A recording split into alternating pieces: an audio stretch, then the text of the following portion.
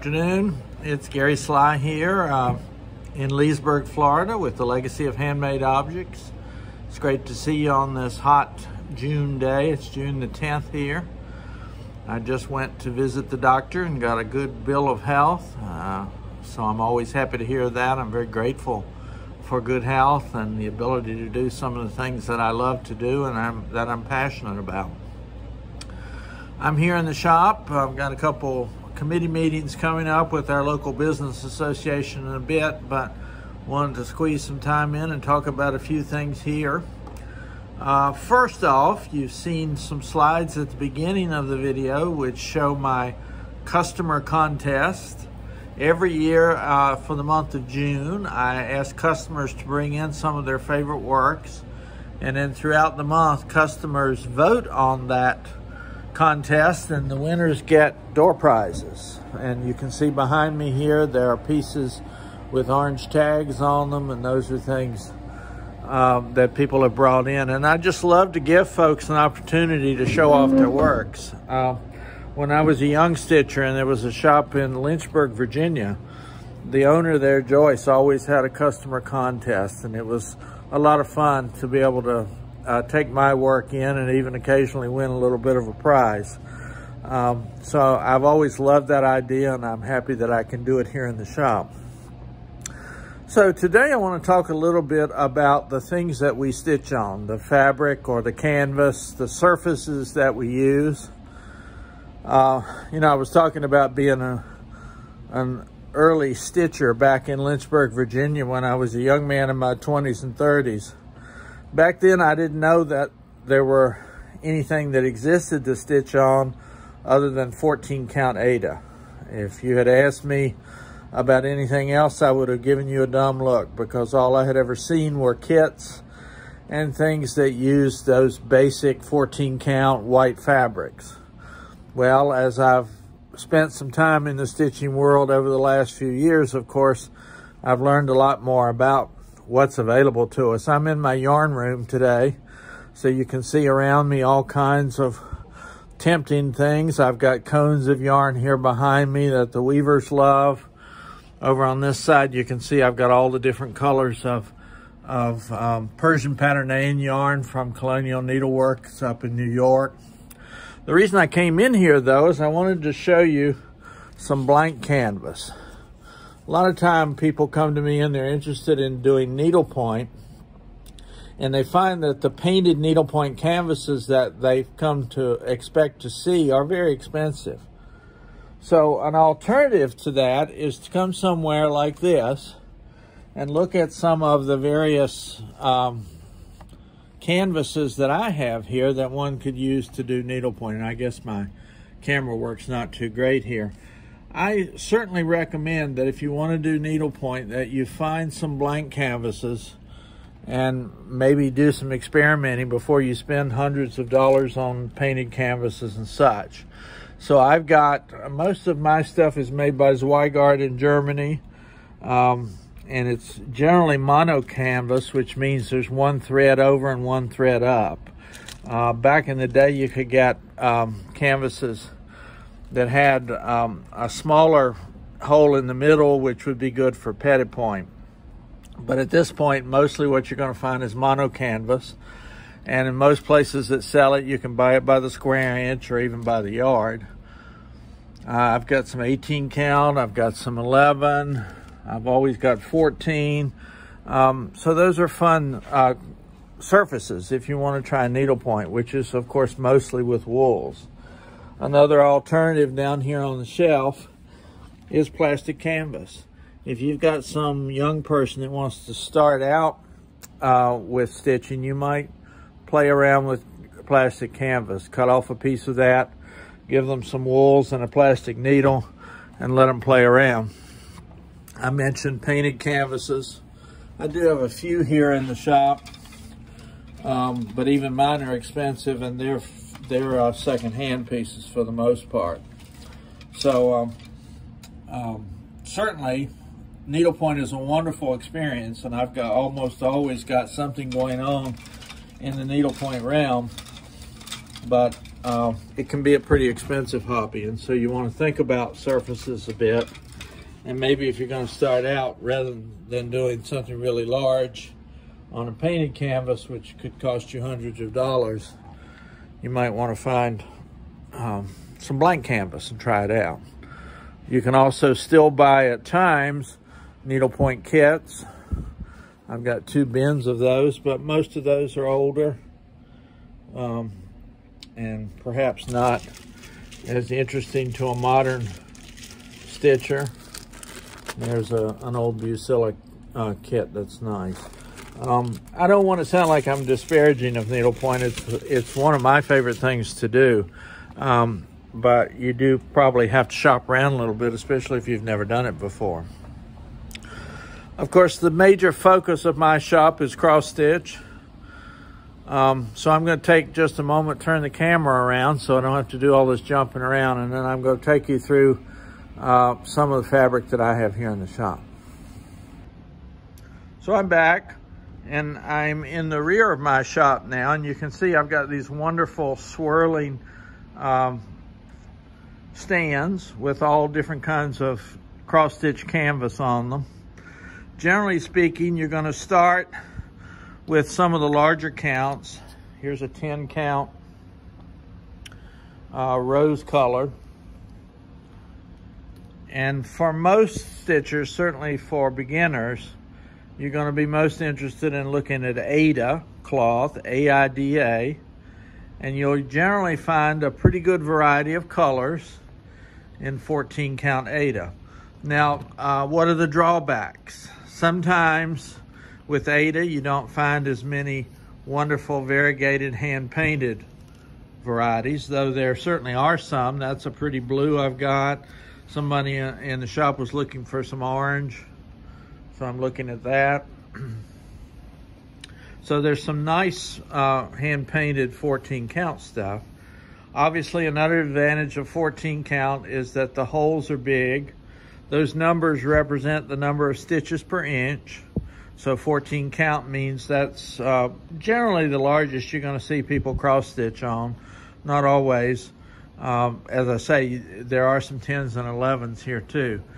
A lot of times 14 comes in these specialty fabrics too, where you have a plaid and you can do some cross stitch in the middle of the plaid. So those give you some nice varieties. But I hope that you'll consider, as you move along in your stitching career, I hope that you'll consider moving beyond 14 count. Good light and a good situation where you can see what you're doing will lend itself well to moving up into smaller counts. This is 16 all the way up to 22 count here. You'll begin to see in this area some more hand-painted varieties. There's a pretty green one there. One warning I would give to you, if you're going to a shop and you found a beautiful pattern online and you want to do it exactly as the designer intended it. If you walk into a shop and you have a particular brand of fabric that you're looking for and you kind of demand that, I think a lot of time you're going to be disappointed. There are a lot of manufacturers out there making fabric these days. What I usually tell people when they come in and they want a particular designer's fabric color is to just look for something that is as close to that color as possible. Now, if it were the case, like it used to be, that there was one of these cross-stitch shops in every little town, I think you could shop around and probably buy the exact fabric that you want. It's a little harder today because our options are not quite as broad. And the other thing I would say about looking for fabric is, of course, you can order things online. But I want to show you one of my favorite stories about something that I ordered online. Somebody wanted orange cross stitch in 14 count. And I'm a pretty experienced shop owner and stitcher. I ordered this through the mail and this is what I got. It's a piece of orange cotton fabric with some X's painted on it. So beware if you're thinking about ordering stuff online, that it's a reputable dealer. Maybe even ask someone who's pretty familiar with the kinds of things you're looking for and ask them if you do decide to order stuff online. Of course, having a brick and mortar shop, I always favor putting my hands on things and looking at them that way. Here, as we move even smaller in count, I've got some 25 count Zweigart fabrics, and you can see these are not hand dyed, these are commercially dyed, but you've got a nice variety of colors there. And then we're going to start getting into some smaller counts. Typically, most of what you're looking at here is made out of linen rather than the Aida cloth that I was talking about before. And of course, your colors are going to expand a bit as you get into the smaller counts, because a lot of the designers and a lot of the stitchers prefer the smaller counts.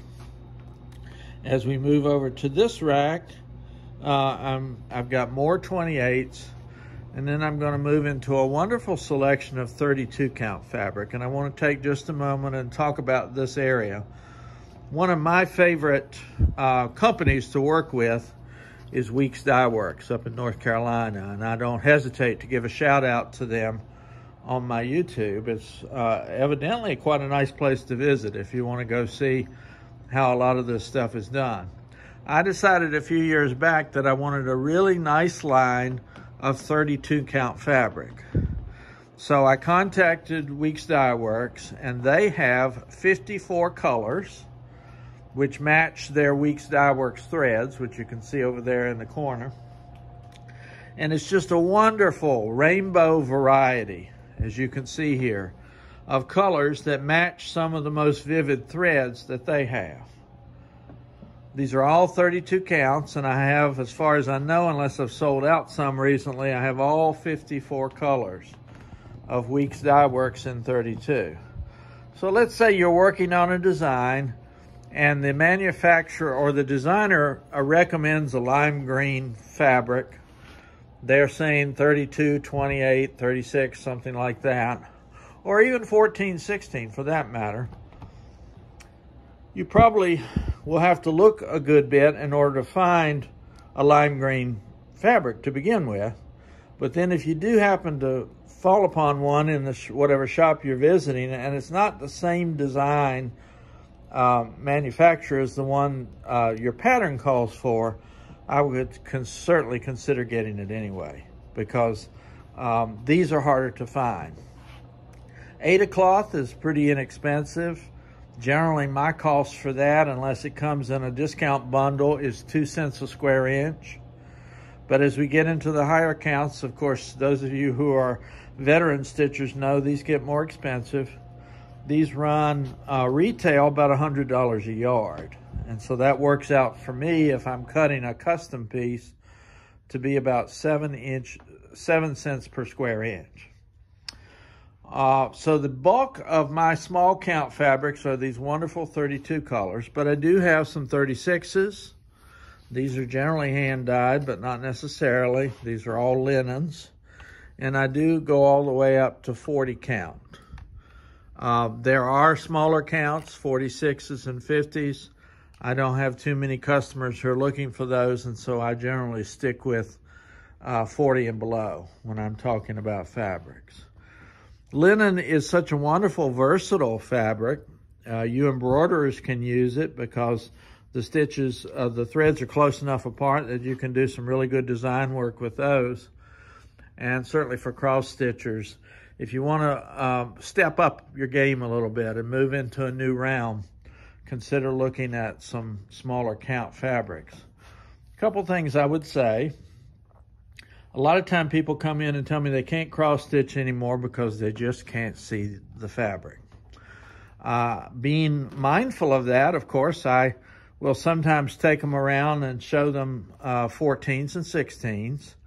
If your pattern calls for a 32 count over 2, then of course you divide 32 in half. That gives you a 16 count, and you can do that over 1. Same with 28 count and 14 and so forth. But I also find that I think a lot of time when people tell me they can't see, maybe they weren't too interested in cross stitch. Maybe it wasn't something that grabbed their attention. I honestly think if I had to get a floodlight and 2 pairs of magnifying glasses in order to cross stitch, I would probably find a way to do it. You know, I respect the fact that some people maybe do run into some problems with their eyesight, but I think there's just about always a way to get around that. Now, I've got all kinds of sundries here, but I just wanted to show you that in the shop, whenever I get remnants and pieces of fabric, I generally put those in bins and try to sell those inexpensively. I think most of your shops will do that. I do cut fabric to order, and sometimes that leaves little pieces that are not very large. I've got a basket here, and these are all 14 count Ada fabric, and they're only $1 a piece. And then there's some other bundled pieces here. So that's kind of what I wanted to talk about today. I wanted to spend a little time looking at fabrics and just kind of let you know, if you've never thought about it before, that there's quite a nice variety of linens and cottons and things like that that you can use to do your stitching with. So I guess I better go get ready for my meetings now. I want to wish you a wonderful June Monday. And I'm going to sign off for now. As always, this is Gary Sly, and this is the Legacy of Handmade Objects.